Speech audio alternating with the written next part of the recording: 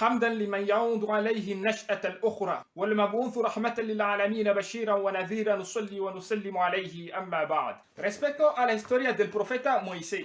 Moisés es un bisnieto del hijo del profeta Jacob que se llamaba Lawi, lo que significa viene Moisés de la cuarta generación contando desde el profeta Jacob. Hemos visto que el profeta José, cuando se estableció en Egipto teniendo un poder importante, hizo venir toda su familia, el profeta Jacob y los hijos del profeta Jacob, que se llaman los israelitas, de Canaán para venir a establecerse y vivir en Egipto. Como el profeta Jacob tenía la costumbre de hacer sus viajes de noche, se le habían puesto el apodo de Israel, lo que significa viajero de noche. Y toda la descendencia, los hijos del profeta Jacob, se le llamaba hijo de Israel. Y de esa forma vino este nombre, palabra israelitas o hijo de Israel. Todos esos hijos de Israel son los que el profeta José hizo venir en Egipto para que pudieran prosperar y seguir sus vidas. Eso cuando el profeta José vio que las condiciones de vida en Egipto eran mucho mejor que en Canaán. Es de esta forma que los hijos de Israel abandonaron Canaán, la tierra prometida Canaán, para venir a establecerse en Egipto dejándolo a otros pueblos. Y en Egipto con el paso del tiempo se iban sucediendo los reyes uno tras otros y un día llegó en el poder un faraón que era más cruel, brutal y volvió en la adoración de los ídolos, las estatuas. Este faraón es conocido con el nombre de Ramsés II. Es quien estableció de nuevo en Egipto la adoración de imágenes, rendiendo culto a representaciones como forma parte de la religión o de los rituales del pueblo de Egipto, considerándose él mismo el dios de todos esos dioses, lo que significa el dios supremo encima de todos esos dioses que él ha establecido o promulgado. Y de esa forma el pueblo de Egipto vuelve a caer de nuevo en la idolatría, considerando al faraón ese como el dios supremo, que encima de él no existe ningún otro dios. Calificación que él mismo lo ha promulgado en el pueblo, para que se lo llamara de esa forma, o se lo considerara de esta forma. Un día este faraón ve en su sueño que un fuego sale de una casa de esos israelitas y quema todo su palacio. Y de inmediato corre para buscar los magos de Egipto para que lo interpretara este sueño. Y cuando ellos vinieron, lo interpretaron diciéndolo que eso significa que van a ser un hijo de esta familia, de esos israelitas, un hijo varón, pondrá fin a tu reino. Entonces Faraón decide por decreto desde este momento que todos los niños varones que nazcan de esa familia hay que matarlos. Y como consideraba más amenaza a ese pueblo, consideró también otro decreto de usar todos los padres, todos los mayores que ya nacieron como esclavos para construir todos los monumentos, todas las estatuas y toda forma de construcción que se necesita de trabajo duro hacer en Egipto. De esa forma, esos israelitas que vivían en Egipto se encontraron sometidos a una vida difícil, esclavizados los padres y los mayores en edad y los hijos siendo matados, dejando solamente las mujeres. Con el paso del tiempo, esos padres, esos israelitas mayores que trabajaban como esclavos en los trabajos de Faraón, van envejeciendo y perdiendo la fuerza y no logran trabajar de forma eficaz y con eficiencia en los trabajos que impone Faraón. Eso hizo surgir una idea al asesor de Faraón que se llamaba Hamán, quien fue a ver a Faraón y le dijo que deberíamos considerar matar un año a todos los niños que nazcan y dejar el siguiente año no matar, para poder usar esos niños que no hemos matado cuando crezcan a reemplazar sus padres y sus familias mayores que están trabajando en los trabajos. Así podremos asegurar una mano de obra por siempre. Porque si seguimos matando todos los años, esos viejos van a morir algún día y no vamos a tener un reemplazo para esos trabajos. De esa forma, Faraón consideró la idea como lógica y decidió de esa forma, de que un año se matan y el otro año se dejan.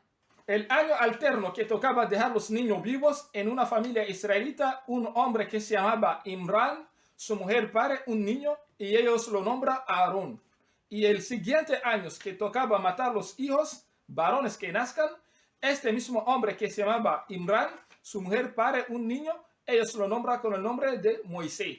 Y esta madre de Moisés, preocupado y desesperado porque sabe que este año los niños se le van a matar y ella no sabe cómo hará para salvar a su hijo, Dios la inspira a ella a que lleva el niño y lo ponga en una canasta y lo arroja en el río Nilo. Y este río lo llevará hacia el enemigo de Moisés y el enemigo de Dios, quien lo cuidará. Ella fue a buscar una canasta, puso el niño dentro de esa canasta y lo arrojó en el río Nilo. Y la mujer de Faraón que estaba sentado cuando vio eso, mandó a sus sirvientas a que vayan a recogerlo para ver qué es lo que está dentro. Cuando ellas trajeron esa canasta y vieron que es un niño que está adentro, la mujer de Faraón decidió guardar a este niño y criarlo porque ella no tenía ningún hijo. Y cuando llegó Faraón, ella trató de convencerlo, de explicarlo con palabras embellecidas de que este niño lo podrá ayudar algún día como él no tiene niño. Y de esa forma Faraón aceptó y guardaron el niño criándolo en el palacio del rey Faraón. Pero cada mujer que se le alquila para dar pecho al niño, el niño no quiere. La hermana de Moisés, la hermana esa de Moisés, que ella trabajaba en ese palacio de Faraón como esclava, como sirvienta. Entonces ella dijo a la mujer de Faraón que yo te puedo indicar una persona que le puede dar pecho al niño y que el niño se va a coger el pecho sin problema.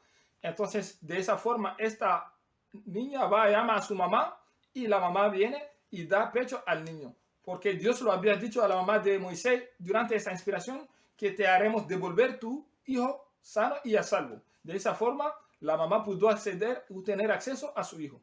Y Moisés de esa forma fue creciendo en el palacio de Faraón hasta se volvió mayor. Un día Moisés estuvo paseando en la ciudad y encuentra un israelita que está peleando con un soldado de Faraón, pero ese israelita no tenía la fuerza para poder enfrentar a ese soldado y perdía la pelea. Entonces, finalmente este soldado lo iba a matar y Moisés quiso intervenir en ese asunto apartando a ese soldado, pero lo dio un golpe que no esperaba que era tan fuerte, pero terminó matando al soldado. Y tuvieron que huir el israelita del escenario. Y el pueblo, Faraón mandó a sus personas para indagar quién ha hecho esas acciones. Nunca se logró saber quién lo ha hecho. Y se quedó el tema de esa forma. Otro día, después de tanto tiempo, Moisés estuvo paseando de nuevo y encuentra el mismo israelita fajándose con un soldado de nuevo de Faraón. Y cuando se acerca para saber qué es y poner fin a esa pelea, este hombre lo dijo: vienes de nuevo a matar a este soldado como mataste al soldado anterior. ¿Quieres seguir causando desorden en la tierra, matando personas y no quieres ser una persona buena? Cuando este soldado escuchó ese relato, se dio cuenta de inmediato que el soldado aquello fue matado por Moisés y entonces corrió rápido para ir a decirlo a sus superiores y los superiores llevaron la información a Faraón. Y cuando Faraón tuvo la información, dio orden de inmediato a capturar a Moisés y matarlo. Una persona que se enteró del plan corrió rápido para encontrar a Moisés y lo dijo a Moisés: huye de aquí Egipto, salga rápido porque Faraón ya decidió matarte. Y Moisés tuvo que salir rápido dirigiendo hacia Madian. Madian es en la península arábica, donde había un profeta ahí que se llamaba Shuaib. Moisés sale huyendo de Egipto sin haber llevado con él ninguna provisión. Atraviesa todo el desierto con desesperación y solito, cansado y agotado, con mucha sed y mucha hambre. Y de lejos Moisés ve personas, algo que podría parecer a un pueblo. Y corre y entra. Cuando llega y ve que es un pueblo y al lado encuentra agua, va en ese agua, toma ese agua. Mientras van pasando las horas, ve personas que están viniendo a dar a beber a sus rebaños en ese agua. Y hay dos muchachas que vienen con su rebaño y se mantienen al lado, no entran para dar a beber a su rebaño. Dando a beber a su rebaño y yéndose. Y esas muchachas siguen ahí, no entran. Y hay dos personas que están ahí controlando este agua. Entonces Moisés se acerca y cuando va y ve a esas mujeres, les pide: ¿por qué ustedes se quedaron ahí? Ellos dijeron que ciertamente nuestro padre es una persona mayor y a nosotros no nos permite dar a beber a nuestro rebaño hasta el final, cuando todo el mundo ya han dado a beber a sus rebaños y que ya no queda nada, que nos coge un poquito de lástima y nos permite dar a beber a nuestro rebaño. De esa forma nosotros vivimos. Entonces Moisés cogió de fuerza el rebaño y lo dio a beber el agua y lo dio a las muchachas. Ellos pudieron regresar a tiempo en sus casas. Se sienta bajo una sombra de una mata y en ese momento pide a Dios haciendo una súplica que: Señor, me hace falta cualquier ayuda que me puede tirar en este momento. Cuando llegaron, el padre de ellas les preguntó: ¿por qué hoy pudieron regresar a tiempo? ¿Qué han hecho? Entonces contaron la historia de que encontraron una persona allá, que esa persona fue que les ayudaron. Entonces el padre dice a una de las muchachas a que va a llamar a esa persona a que viniera. Cuando una de esas muchachas llamó a Moisés y Moisés vino en la casa el padre de esas muchachas le pregunta a Moisés sobre su historia, quién es y dónde va, y Moisés le cuenta toda su historia, y entonces ese, para consolarlo, dijo que ciertamente ahora estás a salvo, te has salvado del pueblo injusto, refiriéndose a Faraón. Una de esas dos hijas sugiere a su papá que como Moisés no tiene dónde ir, que lo coja como alquiler para que cuide el rebaño y en cambio eso ir dándolo un sueldo, porque ciertamente es una persona confiable. Esta padre de las dos muchachas lo dice a Moisés que quiere casarlo con una de las hijas de él, pero quiere que Moisés cuide el rebaño por 7 años. Y en cambio de eso servirá como la dote para él casarlo con la hija. Esta persona mayor que tenía las dos hijas, que casó a una de sus hijas al profeta Moisés, es el profeta Shuaib, que vivía en Madian. Después más adelante veremos de su historia. De esa forma Moisés cuidó el rebaño por el tiempo fijados, y cuando se cumplió el tiempo fijados, este profeta Shuaib lo casa a Moisés, a su hija, como se habían acordado. Moisés vivió en Madian unos años más y después decide viajar y regresar en Egipto, porque después de que haya pasado mucho tiempo, él considera que debe haber apaciguado o bajado la tensión aquella que le buscaban para matarlo, y que él regresa en Egipto y se va a integrar en la sociedad sin que nadie supiera quién era y instalarse de esa forma. Y emprendió el viaje de Madian hacia Egipto regresando, llevando con él su mujer. Y en medio del viaje el tiempo se pone mal y ellos pierden, no saben dónde van y oscurece el momento. Entonces de lejos Moisés ve un fuego en el monte Sinaí y decide subir allá. Le dice a su familia: espérenme aquí, voy a ir en ese monte. A lo mejor encontrará a las personas que encendieron ese fuego para que nos guíen el camino que podemos coger para llegar para llegar en Egipto, o podemos conseguir una brasa de este fuego para venir calentarnos, porque hacía mucho frío también. Y cuando Moisés llega, encuentra que este fuego era una mata que había cogido candela, pero no se consumía, no se quemaba. Y se asustó Moisés. Y en este momento escucha una voz que viene del cielo diciéndolo a él que saque sus zapatos porque está en la valle sagrados. Y esto ocurrió en el lado derecho del monte Sinaí. Y esta voz se lo dice que ciertamente yo soy Dios tu Señor, el Señor del universo. Y lo dice que ciertamente la hora del juicio final está cerca, a punto de hacer erupciones para que todas esas personas idólatras reciban la recompensa que merecen. Pero tú, Moisés, no te preocupes por las personas que no creen que llegará esta hora, uno cree que le pasará cuentas, y siga tu camino. Y lo dice: ¿qué es lo que tú tienes en tu mano? En este momento Moisés tenía un bastón en su mano que él usaba para sus rebaños. Y lo respondió esa pregunta, que es un palo que yo uso para mi rebaño. Y Dios lo dice: tíralo en el suelo. Y cuando Moisés lo tiró en el suelo, se transformó en un serpiente gigantesco, grande, y él corrió huyendo. Sale huyendo, corriendo de esa montaña. Y Dios lo llama y dice: no, regresa, porque ciertamente ante Dios los mensajeros no deben tener miedo. Y lo dijo: ponga tu mano dentro de tu bolsillo y sácalo. Cuando él puso su mano dentro de su bolsillo y lo sacó, se volvió muy blanco, luminescente, como si fuera la luna. Y Dios lo dice: ciertamente esos 2 milagros, llévalo y vete hacia Faraón, porque ciertamente ha sobrepasado todos los límites.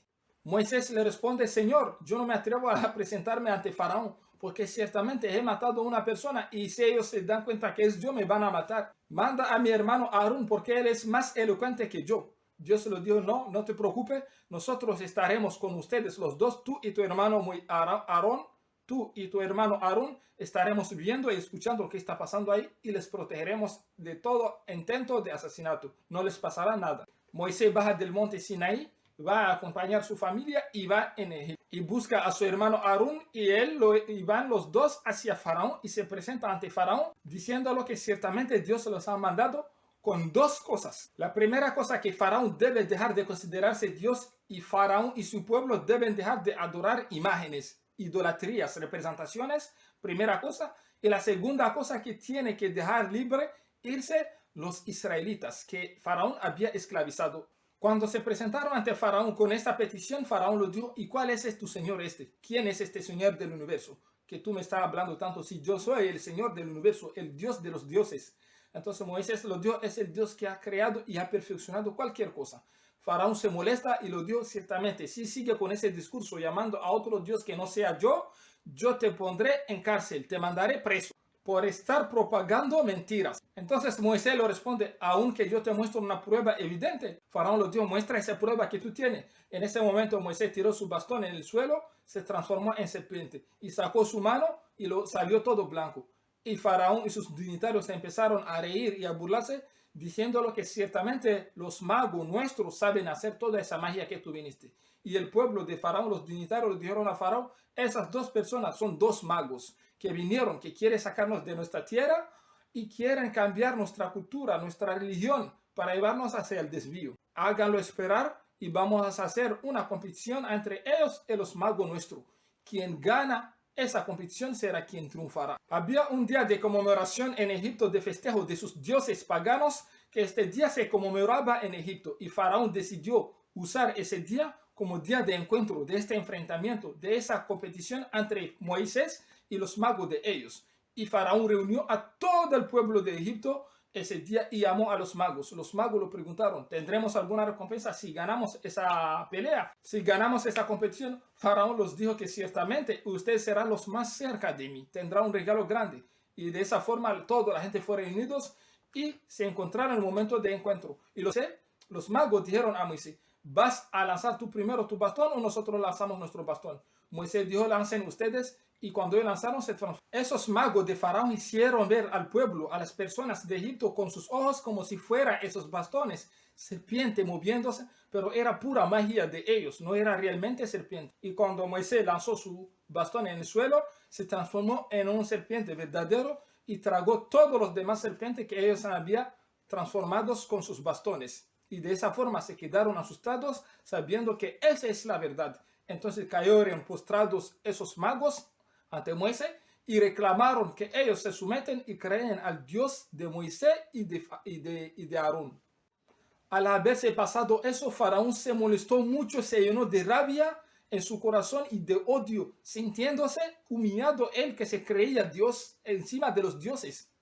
Entonces empezó a amenazar a los magos, diciéndolo que cómo ellos se atreven a creer a Moisés sin autorización de él, y que ciertamente los va a cortar los pies y las manos y los va a colgar en un árbol. Ellos les dijeron, no nos importa lo que tú quieras hacer, sabemos bien que todo lo que tú puedes hacer es en esta vida mundanal. Pero nosotros no podemos negar la verdad, la realidad de nuestro Señor cuando nos ha llegado. Hacia su Señor nos acudimos, nos arrepentimos de lo que hemos hecho de mago todos esos años engañando a las personas y pedimos a que nuestro Señor nos perdone y hacia Él iremos. Haga lo que tú quieras hacer. Y Faraón los cogió y los mató a todos y los crucificó. Y se mantuvo en su postura, rechazó de creer a Moisés. No aceptó dejar la idolatría él y su pueblo, ni tampoco aceptó dejar irse los israelitas de su esclavitud que él los había sometidos. No aceptó ninguna de esas dos peticiones de Dios y se mantuvo.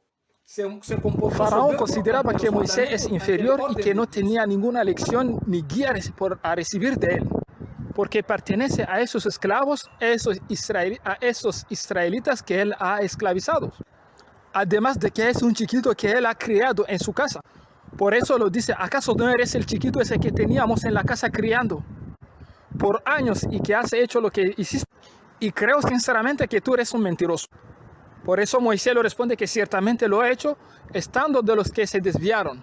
O Moisés le responde que ciertamente sí lo he hecho y tuve que huir de ustedes cuando yo tuve miedo. Pero ahora mi Señor, el Señor me ha elegido y me dio una sabiduría y me ha hecho de los enviados, de los mensajeros. Entonces Faraón se dirige a su pueblo diciéndolo que ¿acaso no soy mucho mejor que esta persona miserable que no sabe ni expresarse? Y Faraón le dice, y si eres realmente enviado por Dios, ¿por qué no vemos que estás vestido de oro, brazalete en tus manos, o que los ángeles te acompañan? Faraón se dirige a su pueblo y le dice que ciertamente nunca les he enseñado que existe otro Dios aparte de mí. Y lo dijo al pueblo, ¿acaso ustedes no ven que todos los ríos de Egipto y todas esas cosas me pertenecen a mí y por mi orden corre el río Nilo? Y como Moisés insistía llamando hacia un Dios poderoso que es el creador del universo, Faraón lo llama a su asesor Hamán y lo dice, créame un torre como la de Babilonia para yo poder subir hacia el cielo y verme cara a cara enfrentarme a este Dios de Moisés. Porque estoy bien convencido que Moisés está diciendo mentira, está mintiendo.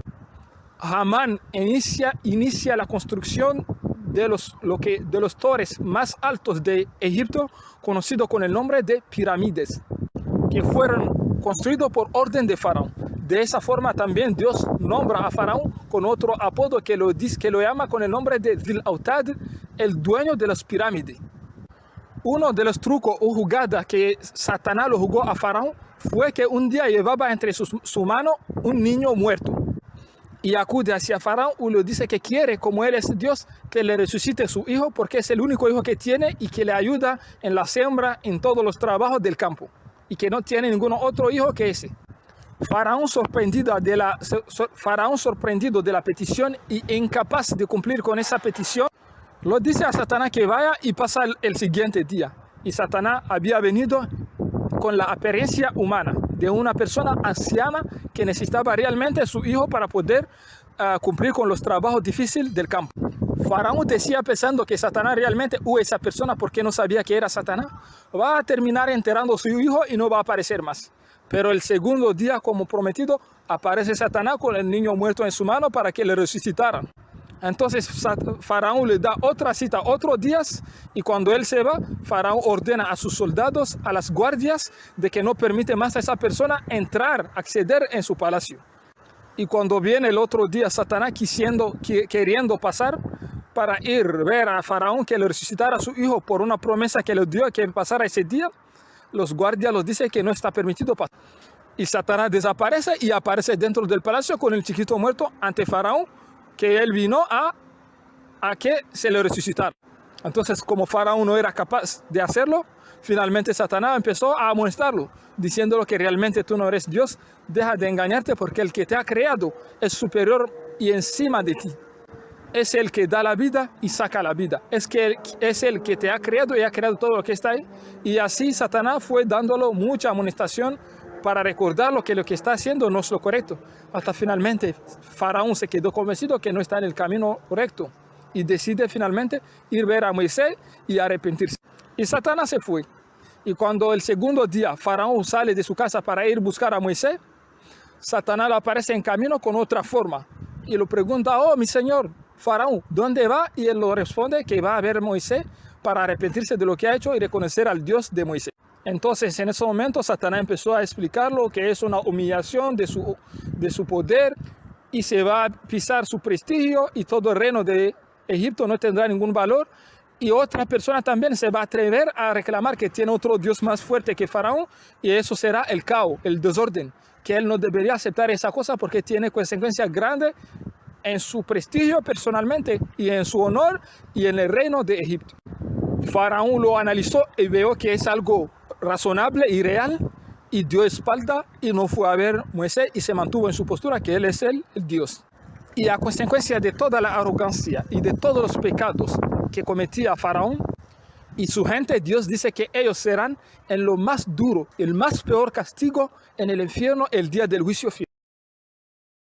Entonces Dios dice que mandamos 9 milagros más para ver si logramos convencer o disuadir a Faraón de su postura, de esa postura irrealista, irracional y mentirosa que él adoptaba y de engaño.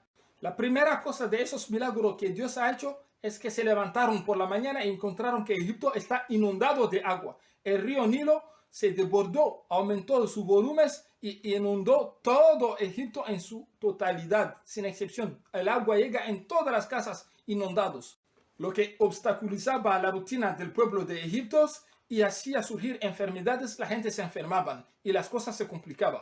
Entonces Faraón y su gente fueron a ver a Moisés y pidieronlo a que él pida a Dios sacar toda esa agua y volver todas las condiciones normales. En cambio a eso ellos van a creer a su mensaje y cumplir con los órdenes de Dios. Moisés pidió a Dios, Dios hizo que saliera todo el agua y esperaron, los días van pasando y Faraón no cumplió nada de lo que había prometido hacer. De nuevo Dios vuelve a mandar sapos, ranas, muchas que salieron del río Nilos y entraron en todas las calles, en todas las casas, suben en las mesas, en las camas, en las bandejas, en las ollas, en todo lado. La gente no tiene paz y se mantuvo así días hasta ellos se cansaron y de nuevo volvieron a ver a Moisés para que él pidiera a Dios a que sacara todas esas ranas, esos sapos. En cambio de eso, ellos van a cumplir con lo que Dios quiere. Entonces Moisés pide a Dios y Dios saca todos los sapos y las ranas y la situación vuelve normal. No hay ningún sapo ni rana, pero Dios, mientras va pasando el tiempo, va pasando los días, Faraón viola su compromiso y no cumple nada. No se aleja de la idolatría, ni tampoco deja irse los israelitas de la esclavitud. Entonces, de nuevo, Dios manda otro milagro como una forma de llamarlos la atención y hace que todo el agua de Egipto, desde el río Nilo hasta todos los pozos que tenía, se transforma en sangre rojo que no se puede consumir. Y la gente muriendo de sed y no logra tampoco hacer regar sus siembras y mueren, se afectan.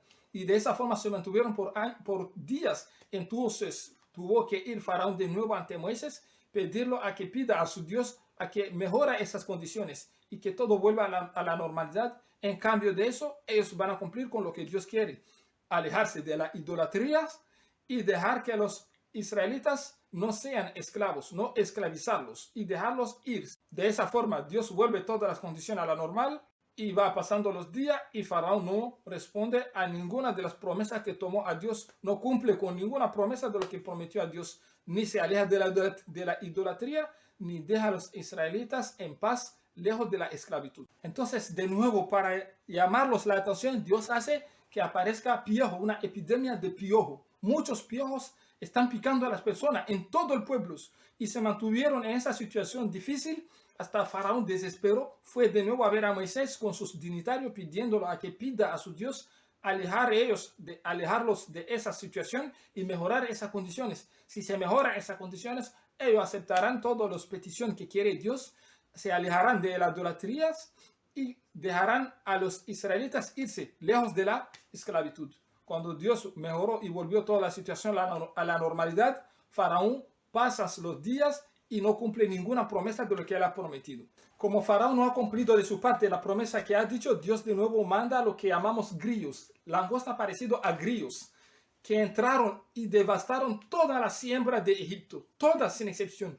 Y eso empezó a complicar la vida. Entraba en las casas, se llenaba dentro de las casas, en la cama, en todos lados. Y eso creó una situación tan inconfortable que tuvieron que correr de nuevo después de días a pedir a que Moisés pida a su Dios volver la situación a la normalidad. Si la situación vuelve a la normalidad, Faraón y sus dignitarios y todo el pueblo de Egipto van a aceptar todo lo que Dios pide. Faraón y todos sus dignitarios y toda la gente de Egipto no cumplieron con ninguna de esas promesas que ellos tomaron. De esa forma se mantuvieron soberbios y arrogantes ante los signos de Dios, violando así 8 promesas dentro de los 8 milagros que Dios los ha mostrado como prueba para que creyeran en Él y se alejaran de la idolatría. Y todo lo que pasaron generaron una condición propicia para una hambruna que la siembra no daba nada. Estuvieron muriendo la gente en la calle de hambre y falta de alimento.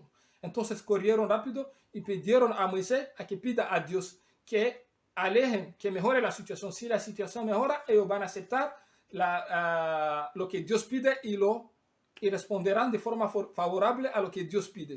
Cuando Moisés pidió a Dios y Dios mejoró las condiciones, finalmente no les quedaba ningún remedio, tuvieron que solamente aceptaron responder solamente una petición, que es la de dejar los israelitas irse, sacarlos de la esclavitud, pero se mantuvieron en la adoración de sus ídolos, en la asociación a Dios. Esa segunda petición no aceptaron a Dios, la aceptaron una sola, a pesar de esos 9 milagros que ellos vieron con sus propios hijos, con sus propios ojos, pidiendo a Dios con promesa que se iban a alejar. Finalmente, de que Dios mandara los 9 milagros, no se alejaron, no cumplieron esas 2 peticiones de Dios, sino solamente aceptaron cumplir con una sola petición, que es la de dejar los hijos de israelitas irse. Entonces Dios lo revela a Moisés a que lleve todos esos israelitas para regresar en Canaán, en la tierra prometida que vivían sus abuelos y sus antepasados. De esa forma Moisés llevó desde anciano, mujer, niño, todos en este viaje hacia Canaán.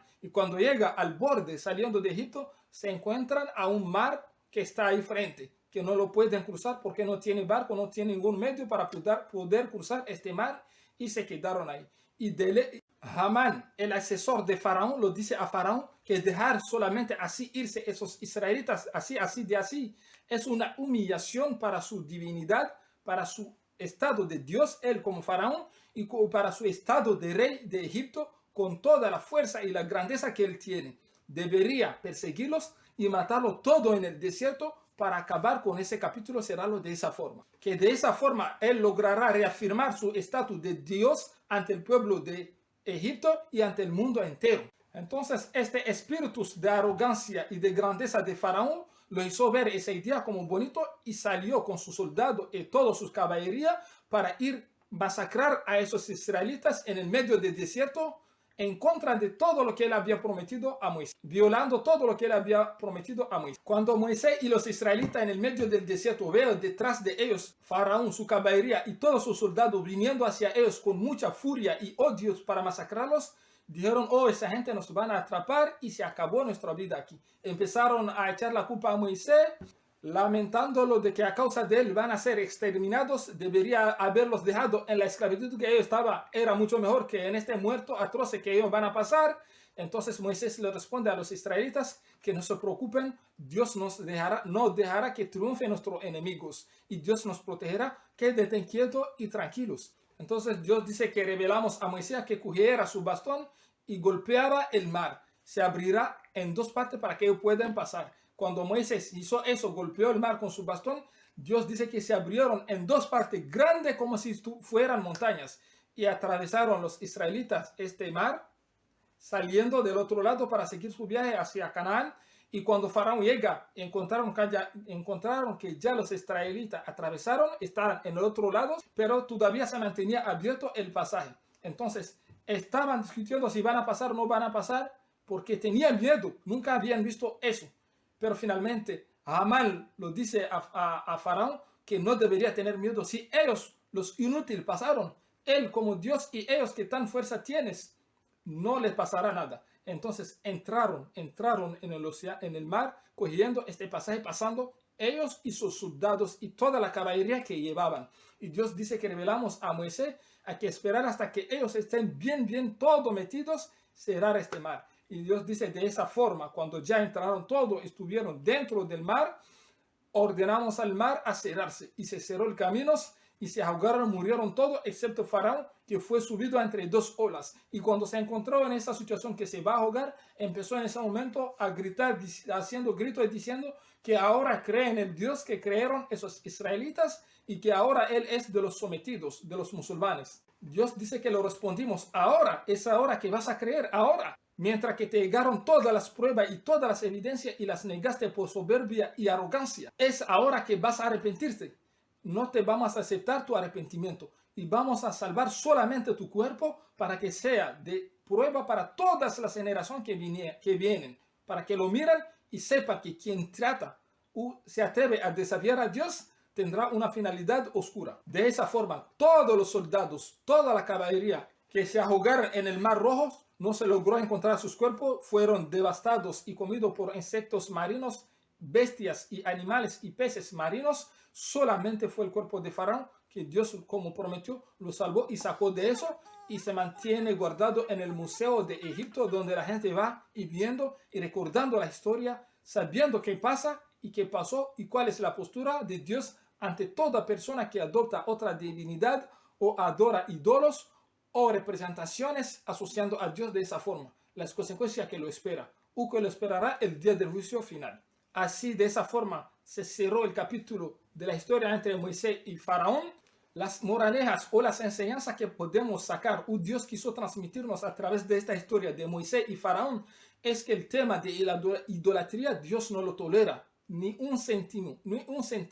Dios dice que siempre en sus órdenes, en los deseos de Él siempre sale vencedor, siempre sale ganando. Dios vence en todos los asuntos que Él quiere. Hemos visto cómo Faraón fue buscando en todo el barrio a matar este supuesto niño que iba a poner fin a su reino.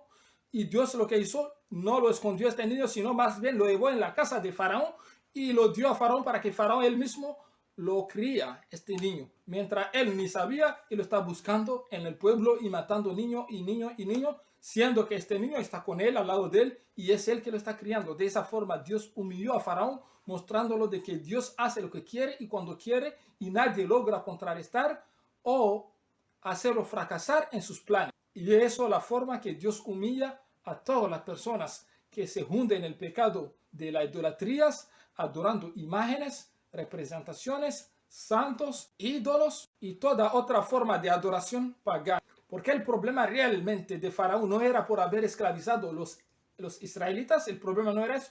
El problema era por haber proclamado de forma oficial la idolatría y haberlo establecido como una religión oficial en Egipto. Por eso Dios lo manda a un profeta para que ponga fin a esas prácticas. Como hemos visto que todo el pueblo anterior, Dios mandaba siempre un profeta hacia los idólatras que adoraban imágenes, representaciones, estatuas, para amarlo a que se alejaran de esas prácticas. Y cuando se resisten, se mantienen, Dios los destruía, como hemos visto con todos los pueblos anteriores. De hecho, Dios ha dicho a través de eso que hay pueblos que cada uno recibió lo que le merecía, lo que le tocaba. Algunos fueron tragados por la tierra, otros fueron destruidos por un viento y otros fueron destruidos por un grito. Aquí se refiere al pueblo del profeta Salí, y los que fueron destruidos por un viento es el pueblo del profeta Hud que hemos visto. Y Dios dice que hay algunos que todavía están esperando que llegue su turno. Son los que estuvieron en la idolatría, murieron, están en sus tumbas esperando el día del juicio final para recibir lo que lo merece también. Y hay algunos que todavía están de vida y en la idolatría, pero no lo han pasado nada, que no piensen que Dios está validando o apoyando o reconociendo ahora esas prácticas. Lo que pasa, Dios dice, lo estamos dando de largo para que llegue el momento adecuado y lo cogemos de sorpresa, presa de la desesperación.